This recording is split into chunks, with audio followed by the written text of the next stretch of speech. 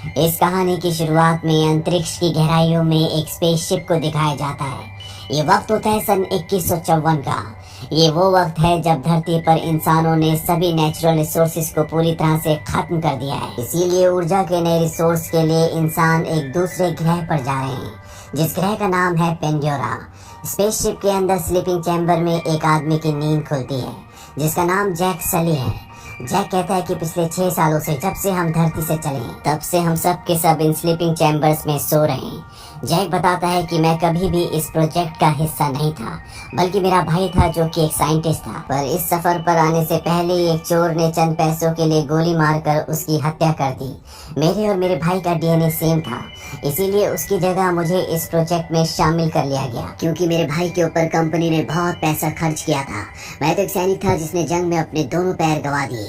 इसके बाद दिखाया जाता है कि ये पेंडोरा ग्रह पहुंच जाते हैं, जहां पर बहुत बड़े बड़े रोबोट्स होते हैं। साथ ही यहाँ पर चारों तरफ लोग होते हैं जिनके चेहरे पर मास्क और हाथों में हथियार होते हैं। पृथ्वी पर ये सब सैनिक थे, पर यहाँ पर ये पैसों के लिए काम करते हैं। यहाँ का वातावरण इंसान के अनुकूल नहीं है, यानी कि इंसान इस वातावरण में सांस नहीं ले सकता। इसके बाद कर्नल माइल्स को दिखाया जाता है, जो कि यहाँ की सिक्योरिटी ऑपरेशन के हेड हैं। वो बताते हैं कि ये जगह नर्क से भी बदतर है। इस ग्रह पर हर वो चीज जो सांस लेती है वो तुम्हें मारना चाहती है। अगर तुम अपने आप को जिंदा रखना चाहते हो तो तुम्हें अपना ख्याल खुद रखना पड़ेगा। कर्नल की बातों से साफ साफ पता चलता है कि वो इस ग्रह से और इस ग्रह के जीवों से सख्त नफरत करते हैं। अब जैक साइंस लैब में जाता है, जहाँ इन्हें बहुत बड़े बड़े क्लोन्स दिखाए जाते हैं।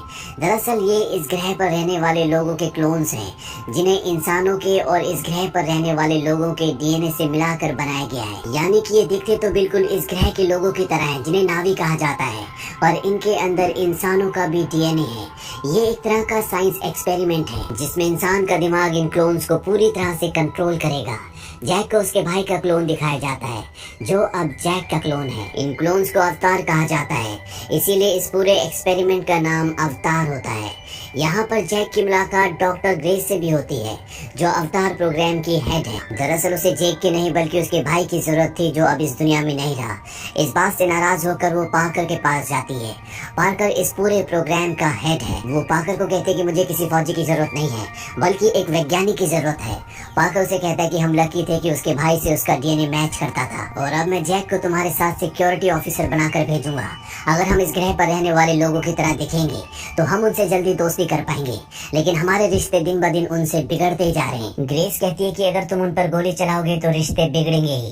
पार्कर उसे पत्थर दिखाता है जिसे अनऑब्टेनियम कहा जाता है, जो इस ग्रह की जमीन के अंदर भरपूर मात्रा में भरा हुआ है। पार्कर कहता है कि हम इस ग्रह पर इस बेशकीमती पत्थर की वजह से है, जो हमारी दुनिया में 1 किलो 100 करोड़ का बिकता है। इस पूरे प्रोजेक्ट का खर्चा, तुम्हारे साइंस का खर्चा सब इसी पत्थर से आता है, इसीलिए जो भी हमारे बीच में आएगा हमें उसे अपने रास्ते से हटाना होगा।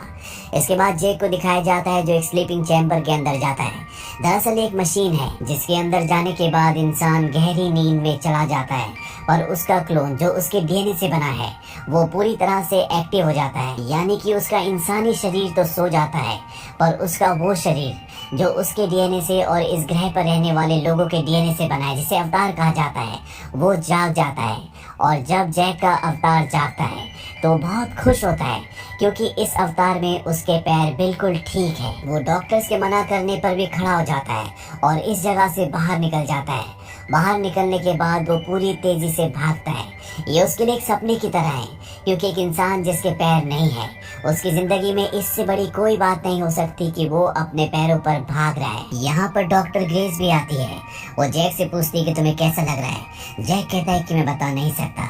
अब रात हो जाती है और इन सब अवतार को, जितने भी क्लोन्स होते हैं, इन सब को सुला दिया जाता है। और जैसे ये सोते हैं, जैक अपने इंसानी जिस्म में उड़ जाता है। यानी कि जब अवतार सोता है तो इंसानी जिस्म उड़ता है, और जब इंसानी जिस्म सोता है तो अवतार उड़ जाता है। अब अगले दिन कर्नल माइल्स जैक को अपने पास बुलाते हैं। वो कहते हैं कि मैंने तुम्हारा रिकॉर्ड चेक किया, तुम काफी बड़ी बड़ी जंगें लड़ चुके हो। मुझे तुम्हारे जैसे सिपाही की जरूरत है। मुझे साइंस के प्रोजेक्ट में कोई भी दिलचस्पी नहीं है जहाँ पर इस ग्रह के लोग रहते हैं। हैं जहाँ पर उनका गांव है। वहाँ पर बहुत सारा अनऑब्टेनियम है। मैं चाहता हूँ कि तुम उनके बीच जाओ, उनमें शामिल हो जाओ, उनसे दोस्ती करो और जब सही वक्त आए तो तुम उन्हें गांव खाली करने के लिए कहना, ताकि उस जगह से हम सारा अनऑब्टेनियम निकाल लें। अगर तुम मेरा काम करोगे तो मैं तुम्हारी टांगे हमेशा के लिए ठीक करवा दूंगा, तुम्हारी असली टांगे। जैक कहता है कि मैं आपके लिए जरूर काम करूंगा। अब अगले दिन जैक, ग्रेस, नॉम और उसके कुछ साथी कैंप से बाहर जंगल में पहुंच जाते हैं जहां पर इस ग्रह के लोग और बहुत खतरनाक जानवर रहते हैं। ग्रेस पेड़ पौधों के सैंपल ले रही होती है, तभी जैक उनसे अलग इस जंगल को देखने लगता है। उसके सामने एक बहुत ही खूबसूरत पौधा होता है। जैसे वो उसे टच करने की कोशिश करता है वो बंद हो जाता है। इसके बाद यहाँ पर वो एक के बाद एक सभी पौधों को टच करने की कोशिश करता है, जिस वजह से सभी पौधे बंद हो जाते हैं और उनके पीछे होता है खतरनाक जानवर। अब ग्रेस भी वहाँ पर आ जाती है। ग्रेस उससे कहती है कि तुम हिलना मत, ये तुम्हें कुछ भी नहीं करेगा। लेकिन जैक भाग जाता है कि वो उसकी तरफ उसे मारने के लिए बढ़ रहा है। जैक भी पूरी बहादुरी से उसकी तरफ भागता था कि वो डर जाए, और होता भी ऐसे है। वो खतरनाक जानवर डर कर रुक जाता है, लेकिन वो जैक से नहीं डरा होता, बल्कि उसके पीछे उससे भी एक खतरनाक जानवर आ गया होता है जो इस प्लेनेट पर सबसे खतरनाक है। ग्रेस उससे कहते है कि जितनी तेज भाग सकते हो भागो, और अब जैक भागना शुरू करता है। वो जानवर भी लगातार उसका पीछा करता है, पर तभी उसके सामने झरना आ जाता है जिससे जैक कूद जाता है। इस तरह से जैक अपनी जान तो बचा लेता है, पर वो अपने साथियों से अलग हो चुका है। अब वो इस खतरनाक जंगल में भटक रहा है, उसे नहीं पता कि उसे कहाँ जाना चाहिए। तभी हमें पेड़ के ऊपर दिखाया जाता है जहाँ पर एक लड़की होती है जिसका नाम निटिरी है, जो इसी ग्रह की है। वो जैक को देख लेती है और अब वो उसे अपने तीर से मारने वाली होती है कि तभी उसके तीर के ऊपर एक अजीब सी चीज आकर बैठ जाती है, जिस वजह से वो जैक को नहीं मारती। जैक को भटकते भटकते रात हो जाती है। चारों तरफ से खतरनाक जानवरों की आवाज आ रही होती है। जैक बड़ी मुश्किल से आग जलाता है, पर तभी उस पर इस ग्रह के जंगली कुत्ते, जो कि बहुत खतरनाक होते हैं, एक साथ हमला कर देते हैं। जैक उनका सामना करने की कोशिश भी करता है, पर वो इतने सारों को मार नहीं सकता। इससे पहले कि वो जंगली कुत्ते जैक को मारते, यहाँ पर वही लड़की जिसका नाम निटिरी है, जो जैक को तीर मारने वाली थी, वो आ जाती है और वो सभी जंगली कुत्तों को मार कर भगा देती है। इसके बाद वो जाने लगती है, लेकिन जैक भी उसका पीछा करता है और कहता है कि मैं तुमसे तुम्हारी चीजें सीखना चाहता हूँ। निटिरी कहती है कि आसमानी लोग सीख नहीं सकते क्योंकि उन्हें कुदरत नहीं दिखती, तुम्हें यहाँ पर नहीं होना चाहिए था। और तभी जैक के ऊपर उसी तरह के फूल जो निटिरी के तीर के ऊपर आकर बैठे थे, पूरे शरीर पर बैठ जाते हैं। ये देखकर निटिरी पूरी तरह से हैरान हो जाती है। जैक उससे पूछता है कि सब क्या है। वो बताती है कि ये पवित्र आत्माओं के पेड़ के बीज हैं, तुम्हारी आत्मा बहुत पवित्र है। और इसके बाद वो जैक को अपने साथ ले जाने लगती है, पर तभी यहाँ पर उसी के कबीले के कुछ लोग आ जाते हैं जो जैक को बंदी बनाकर अपने कबीले में ले जाते हैं। निटिरी के पिता इस कबीले के सरदार होते हैं और उसकी मॉम एक स्पिरिचुअल गुरु होती है जो जैक का खून टेस्ट करती है और वो समझ जाती है कि ये एक पवित्र आत्मा है। जैक कहता है कि मैं तुम्हारे तौर तरीके सीखना चाहता हूँ, तुम किस तरह से शिकार करते हो मैं ये भी सीखना चाहता हूँ। और वो जैक को सिखाने के लिए मान जाते हैं। रात को जैक यहाँ पर सो जाता है और अगले पल वो अपने कैंप में, जहाँ पर उसका इंसानी शरीर है, वो उठ जाता है। जैक को जिंदा देखकर सब बहुत हैरान होते हैं, क्योंकि सभी को अभी तक ये लग रहा होता है कि जैक के अवतार वाले शरीर को मार दिया गया होगा। जैक बताता है कि मैं उनके कबीले में शामिल हो चुका हूँ और वो मुझे सिखाने के लिए तैयार हो गए हैं। अब मैं भी उनके परिवार का हिस्सा हूँ। ये सुनकर सब बहुत खुश होते हैं। पीटर जैक से कहता है कि जहाँ पर उनका गांव बसा है वो पूरा एरिया 200 किलोमीटर तक फैला है और वहाँ पर अनऑब्टेनियम का भंडार है। तुम्हें उन्हें वहाँ से हटने के लिए कहना होगा, क्योंकि मैं किसी तरह का खून खराबा नहीं चाहता। जैक कहता है कि अगर उन्होंने अपना गांव खाली नहीं किया तो क्या। कर्नल कहता है कि तुम्हारे पास 3 महीने हैं, इसके बाद हम अपना तरीका अपनाएंगे। और अब जैक रोज उनके गांव में जाना शुरू कर देता है, जहां निटिरी उसे ट्रेनिंग देना शुरू कर देती है कि जंगलों में कैसे जाया जाता है, पेड़ों पर कैसे भागा जाता है, किस तरह से हथियार चलाए जाते हैं। जैक भी उनके तौर तरीके पूरी शिद्दत से सीख रहा होता है और बहुत जल्दी वो उनकी लगभग सभी कलाओं को, उनकी जीवन शैली को पूरी तरह से सीख जाता है। और एक दिन निटिरी जैक से कहती है कि अब तुम नावी बनने के लिए तैयार हो। दरअसल ये इस कबीले का एक रिवाज है जहाँ पर हर एक इंसान को ट्रेनिंग करवाई जाती है और जब वो सभी कलाओं में परफेक्ट हो जाता है तो उसे नावी बना दिया जाता है, यानी एक तरह का योद्धा। निटिरी कहती है लेकिन इससे पहले तुम्हें अपना इकराम चुनना होगा। यहाँ पर बहुत बड़े बड़े पक्षी हैं जिनके ऊपर बैठकर यहाँ के लोग सवारी करते हैं, लेकिन एक नावी अपनी पूरी जिंदगी में सिर्फ एक ही पक्षी चुन सकता है, जिसके लिए एक बहुत लंबा सफर तय करना पड़ेगा। और अब जैक किसी कबीले के बाकी लोगों के साथ, जिनकी ट्रेनिंग पूरी हो चुकी है, जो अपना इकराम चुनने के लिए जा रहे हैं, जैक भी उनमें शामिल हो जाता है। ये एक बहुत लंबा सफर होता है जहाँ पे आसमान में बादलों से भी ऊपर उड़ने वाले पहाड़ होते हैं। ये सब के सब उस रास्ते से उस जगह पहुंच जाते हैं जहाँ पर बहुत सारे इकरान होते हैं। निटिरी भी अपने इकरान के ऊपर बैठकर इस जगह तक पहुंच जाती है। सबसे पहले जैक को भेजा जाता है। जैक निटिरी से पूछता है कि मुझे कैसे पता चलेगा कि मेरा इकरान कौन सा है। निटिरी कहती है कि वो तुम पर हमला करेगा, और इसके बाद जैक वहाँ पर इकरान चुनने के लिए जाता है। एक इकरान उस पर हमला करता है। जैक बड़ी मुश्किल से उसे अपने कंट्रोल में ले लेता है और इसके बाद वो उसकी सवारी करता है। शुरू में जैक को बहुत प्रॉब्लम होती है, लेकिन जल्दी वो सीख जाता है कि इकरान को कैसे कंट्रोल किया जाता है। और इसके बाद जैक और निटिरी अपने अपने इकरान पर आसमान की लंबी लंबी सैर करते हैं। निटिरी कहीं ना कहीं अब जैक को पसंद भी करती है। जैक भी निटिरी को पसंद करता है। और एक दिन जब ये दोनों के दोनों अपने अपने इकरान पर होते हैं, तभी आसमान से एक बहुत बड़ा इकरान जो छोटे इकरानों को खा जाता है जैक के ऊपर हमला करता है, जिस वजह से जैक और निटिरी को भागना पड़ता है। ये दोनों के दोनों किसी तरह से उस इकरान से बच जाते हैं। रात को इकिरी बताती है कि इसे त्रुक कहा जाता है। आज तक नावी कुल के इतिहास में सिर्फ 5 बार लोगों ने इसकी सवारी की है। ये हमारी दुनिया में सबसे शक्तिशाली है। मेरे दादा के दादा ने इस पर सवारी की थी। ये वो वक्त था जब हमारी दुनिया बहुत मुश्किलों से गुजर रही थी, पर मेरे दादा के दादा ने जब तुरुक की सवारी की तो सभी कबीले एक हो गए। जैक को इनके रीति रिवाज, इनका रहन सहन बहुत पसंद होता है और जैक ने अपनी परीक्षा भी पूरी कर ली है, इसीलिए जैक को पूरे रीति रिवाजों से ये अपने में शामिल कर लेते हैं। निटिरी जैक को एक पवित्र जगह पर ले जाती है। वो कहती है कि यहाँ हम प्रार्थना करते हैं। इसे आवाजों का पेड़ कहा जाता है, हमारे पूर्वजों की आवाजें। और जब जैक अपने बालों को उस पेड़ की लताओं से जोड़ता है तो उसे सच में वहाँ से आवाजें आती है। निटिरी उसे बोलती है कि अब तुम हम में से एक हो। अब तुम इस वृक्ष की लकड़ी से एक धनुष बना सकते हो और कबीले से किसी भी लड़की को अपने लिए चुन सकते हो। जैक कहता है कि मैं पहले चुन चुका हूँ, पर उसे भी मुझे चुनना होगा। निटिरी समझ जाती है कि वो उसी के बारे में बात कर रहा है। निटिरी कहती है कि वो पहले चुन चुकी है और इसके बाद ये एक दूसरे के बहुत करीब आ जाते हैं। अगली सुबह जब निटिरी की आंखें खुलती है तो वो देखती है कि वहाँ पर एक बहुत बड़ी मशीन है जो चारों तरफ पेड़ों को तोड़ रही है। वो जैक को उठाने की कोशिश करती है, पर जैक इंसानों की दुनिया में यानी कि इंसानी रूप में उठा होता है। उसे यहाँ उठने के लिए मशीन के अंदर जाना होगा। जैक जल्दी से मशीन के अंदर जाता है, जिससे उसकी क्लोन वाली बॉडी एक्टिव हो जाती है। वो जाग जाता है। वो देखता है कि इंसान कुल देवता के वृक्ष को तोड़ रहे हैं। वो उस मशीन के ऊपर चढ़ जाता है और उसके कैमरे को तोड़ देता है, पर तभी यहाँ पर सिपाही उस पर गोलियां चलाते हैं, जिस वजह से जैक वहाँ से निकल जाता है। दरअसल 3 महीने पूरे हो चुके हैं और अब पीटर और कर्नल के आदमी इस जगह पर हमला करने वाले हैं। जेक और निटिरी कबीले के पास जाते हैं। यहाँ पर ग्रेस भी होती है जो इन्हीं के रूप में होती है। जेक और ग्रेस इन्हें बताना चाहते हैं कि इन पर हमला होने वाला है, पर इससे पहले कि उन्हें बताते कर्नल उस कैमरे में जिस कैमरे को जेक ने तोड़ा था उसमें जेक की फोटो देख लेता है। इस बात से कर्नल को बहुत गुस्सा आता है और वो उस जगह जाता है जहाँ पर स्लीपिंग चैम्बर्स हैं। दरअसल ये स्लीपिंग चैम्बर्स इनके बेस से बहुत दूर जंगल में होते हैं। कर्नल वहाँ पर पहले ग्रेस का और उसके बाद जेक का स्लीपिंग चैम्बर ऑफ कर देता है, जिससे वो उस दुनिया में यानी कि क्लोन रूप में पूरी तरह से डेड हो जाते हैं और इंसानी रूप में होश में आ जाते हैं। जेक और ग्रेस पीटर और कर्नल को समझाने की कोशिश करते हैं कि उनके घर को, उनके जंगल को तबाह मत करो। यहाँ पर हर एक पेड़ का दूसरे पेड़ से कनेक्शन है। साथ ही जिस गाँव पर तुम हमला करने वाले हो वहाँ पर कई 100 परिवार रहते हैं। वहाँ पर छोटे छोटे बच्चे हैं। पीटर इन दोनों को कहता है कि तुम्हारे पास आखिरी मौका है, मैं तुम्हें 1 घंटा देता हूँ। 1 घंटे में उस जगह को खाली करवा दो। जैक और ग्रेस अपने स्लीपिंग चैम्बर में चले जाते हैं और इसके बाद वो अपने अवतार वाले रूप में जागते हैं, जहाँ पर जैक कबीले वालों को बताता है कि यहाँ पर बहुत जल्दी इंसानी आर्मी आने वाली है। वो तुम्हारे पूरे गाँव को तबाह कर देगी। तुम चाहकर भी उनके हथियारों का सामना नहीं कर सकते। इंसानों ने मुझे इसीलिए यहाँ पर भेजा था। ये सुनकर निटिरी पूरी तरह से शॉक्ड हो जाती है। वो जैक से पूछती है क्या तुम्हें पता था कि ये सब होने वाला है? जैक कहता है कि हाँ, लेकिन अब मैं तुमसे प्यार करता हूँ, इस जगह से प्यार करता हूँ, मैं तुम में से एक हूँ। निटिरी को बहुत गुस्सा आता है।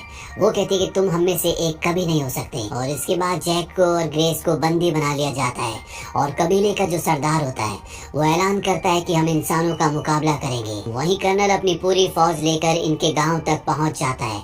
यहाँ पर एक बहुत विशाल पेड़ होता है। इतना विशाल पेड़ इस पूरे प्लेनेट पर और कहीं भी नहीं होता। कर्नल देखता है कि जैक को और ग्रेस को बंदी बना लिया गया है।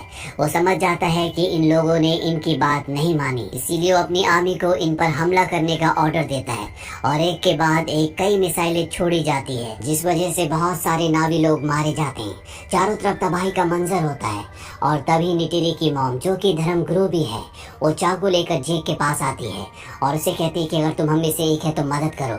वो उसकी रस्सियां काट देती है और अब जैक भी इनकी मदद करने की कोशिश करता है, पर तभी इनका विशाल पेड़ गिरना शुरू हो जाता है, जिस वजह से इन सबको यहाँ से भागना पड़ता है। निटिरी के पिता, जो कि कबीले के सरदार हैं, उनकी भी मृत्यु हो जाती है।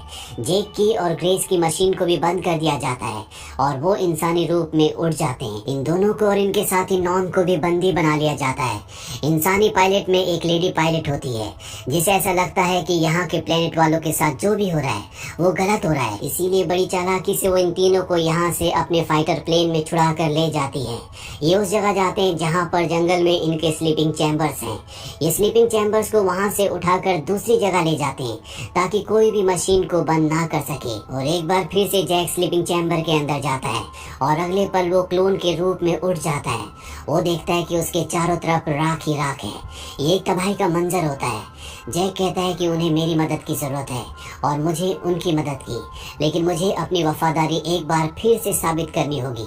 वो अपने इकराम को बुलाता है और आसमान में उड़ना शुरू कर देता है। उसके नीचे तुरुक भी उड़ रहा होता है। तुरुक इस प्लेनेट का सबसे खतरनाक और सबसे बड़ा पक्षी है। जैक अपने इकराम को नीचे की तरफ, जहाँ पर तुरुक उड़ रहा होता है, उस तरफ चलने के लिए कहता है और वो अपने इकराम से तुरुक के ऊपर छलांग मार देता है। वहीं हमें नावी लोगों को दिखाया जाता है जो सब के सब प्रेयर्स कर रहे होते हैं और तभी वहाँ पर सब डर जाते हैं क्योंकि उनकी तरफ इकराम बढ़ रहा होता है, जो पशु पक्षी यहाँ के लोगों को सबको मार के खा जाता है। पर जब यहाँ के लोग ध्यान से देखते हैं तो वो देखते हैं कि उसके ऊपर जैक सवारी कर रहा है। ये देखकर सबके सब डर जाते हैं क्योंकि आज से पहले सिर्फ 5 ही लोग तुरुक की सवारी कर पाए। निटिरी को भी एक बार फिर से जैक पर विश्वास हो जाता है। जैक यहाँ पर ऐलान करता है कि इंसानी लोग हमारी तरफ बढ़ रहे हैं। वो चाहते हैं कि हम इस जगह को खाली कर दें, पर अब एक संदेश इंसानों तक भी पहुँचाना है कि चाहे कुछ भी हो जाए, हम इस जगह को खाली नहीं करेंगे। ये हमारी जमीन है। बाकी कबीले वालों को भी ऐलान कर दो कि तुरुक मक्टू ने उन्हें बुलाया है। दरअसल जो तुरुक के ऊपर सवारी करता है उसे तुरुक मक्टू कहा जाता है और जैक का संदेश पूरे प्लेनेट पर फैला दिया जाता है, जिस वजह से यहाँ पर और भी बहुत सारे नावी लोग इकट्ठे हो जाते हैं। अब जैक आत्माओं के वृक्ष के पास जाता है, जहाँ पर वो इस प्लेनेट की देवी, जिसका नाम एवा है, उनसे प्रार्थना करता है। वो कहता है, मैं जानता हूँ कि हम इंसानों को हराने के लिए काफी नहीं हैं, पर आप इस प्लेनेट के हर एक जीव जंतु, हर एक पशु पक्षी में वास करती हैं। मुझे आपकी जरूरत है। अगले दिन इंसान इनके आत्माओं के पेड़ को नष्ट करने के लिए आगे बढ़ रहे होते हैं, लेकिन जैक और उसके सभी साथी युद्ध के लिए तैयार होते हैं। जैक के कुछ साथी हवा से अपने पक्षियों पर इन पर हमला करते हैं, कुछ लोग जमीन से भी हमला करते हैं। जैक के पास इस प्लेनेट का सबसे बड़ा पक्षी है, इसीलिए वो इंसानों के बहुत सारे हेलीकॉप्टर्स को अपने तुरुक के पंजों से पकड़कर फेंक देता है। जैक बहुत ही बहादुरी से सामना करता है, लेकिन इंसानों के पास हथियार है, गोलियां हैं, जबकि इस प्लेनेट के लोगों के पास ऐसा कोई भी हथियार नहीं है। इसीलिए धीरे धीरे इस प्लेनेट के लोगों की हार होना शुरू हो जाती है और एक पल ऐसा आता है जब निटिरी फंस जाती है। सोल्जर उसकी तरफ बढ़ रहे होते हैं, वो भी इंसानों के सामने आने वाली होती है। तभी सभी इंसानों को रेडियो पर मैसेज दिया जाता है कि बहुत तेजी से कोई तुम्हारी ओर बढ़ रहा है। किसी को कुछ समझ नहीं आता और बहुत जल्द इस प्लेनेट के खतरनाक जानवर, जिन पर गोला बारूद का भी कोई असर नहीं होता, वो इंसानों पर हमला कर देते हैं और एक एक करके इंसानों को मारना शुरू कर देते हैं। वहीं आसमान में बहुत सारे इकरान इनके हेलीकॉप्टर्स पर हमला कर देते हैं। यानी जैक ने जो देवी एवा से प्रार्थना की थी, देवी एवा ने उसकी प्रार्थना सुन ली है। पर कर्नल अभी भी हार नहीं मानता। वो अपने बहुत बड़े रोबोट के अंदर फिट हो जाता है और जैक पे हमला करता है। जैक और उसके बीच में बहुत घमासान लड़ाई होती है। कर्नल कहता है, शायद तुम अपनी असलियत भूल गए। दरअसल कर्नल को स्लीपिंग चैम्बर दिख जाता है, जिसके अंदर इंसानी जैक सो रहा है। वो स्लीपिंग चैम्बर को तोड़ना शुरू कर देता है। जैक दोबारा उसके ऊपर हमला करता है, पर अब जैक का इंसानी रूप उठना शुरू हो जाता है, इसीलिए यहाँ पर क्लोन वाला जैक कमजोर पड़ जाता है। कर्नल चाकू से जैक का गला काटने वाला होता है कि निटिरी वहाँ पर पहुँच जाती है और अपने जहरीले तीर कर्नल के सीने के आर पार कर देती है। कर्नल की मृत्यु हो जाती है। और वहीं अब जैक का इंसानी रूप जाग चुका है, इसीलिए क्लोन पूरी तरह से डेड हो जाता है। जैक को सांस लेने में बहुत प्रॉब्लम हो रही होती है, क्योंकि वो इस वातावरण में बिना ऑक्सीजन मास्क के सांस नहीं ले सकता। वो मास्क को निकालने की कोशिश भी करता है, पर अपने पैर खराब होने की वजह से वो वहां तक नहीं पहुंच पाता। और अब जैक का इंसानी रूप अपनी जिंदगी की आखिरी सांसें ले रहा है। निटिली को यह एहसास हो जाता है कि जैक का इंसानी रूप अंदर है। वो जल्दी से अंदर जाती है। पहले तो उसे कुछ समझ नहीं आता, और जल्दी वो समझ जाती है कि जैक इस वातावरण में सांस नहीं ले पा रहा, इसीलिए वो उसके चेहरे पर उसका ऑक्सीजन मास्क लगा देती है, जिससे जैक को एक बार फिर से ऑक्सीजन मिलना शुरू हो जाती है। जैक अब पूरी तरह से ठीक है, पर जैक इस प्लेनेट से वापस नहीं जाना चाहता, इसीलिए सभी इंसानों को वापस उनकी धरती पर भेज दिया जाता है। पर कुछ लोग जो दिल के साफ हैं, उन्हें यहाँ पर रहने की इजाजत दे दी जाती है। जैक भी इसी प्लेनेट पर रुक जाता है। इसके बाद जैक के इंसानी शरीर को और उसके क्लोन वाले शरीर को आत्माओं के पेड़ के पास लाया जाता है, जहाँ पर सभी नावी लोग आत्माओं के पेड़ से प्रार्थना करते हैं, और जैक के इंसानी शरीर की आत्मा हमेशा के लिए क्लोन वाले शरीर में ट्रांसफर कर दी जाती है। यानी कि अब वो हमेशा के लिए एक नावी बन गया है। अब वो पूरी तरह से इन्हीं लोगों में से एक है। इसी के साथ ये फिल्म यहीं पर खत्म हो जाती है।